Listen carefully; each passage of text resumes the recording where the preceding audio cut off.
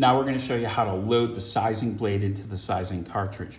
There are two different sizing cartridge sizes here that you'll see. There's a narrow one and there's a wide one. The wide one is used for most tile thicknesses up to a 7/8 inch tile. For 1 inch and above, you're going to want to use the narrow. We're going to be cutting a 3/4 inch tile, so I'm going to use the wider cartridge. And to load the blade, we just undo this thumb screw, we lift up the blade holder, and then we can insert the blade. You want to be real careful when you do this, guys, because the blades are really sharp. They can only go in one way, so you can't do it backwards, or you can't do it wrong.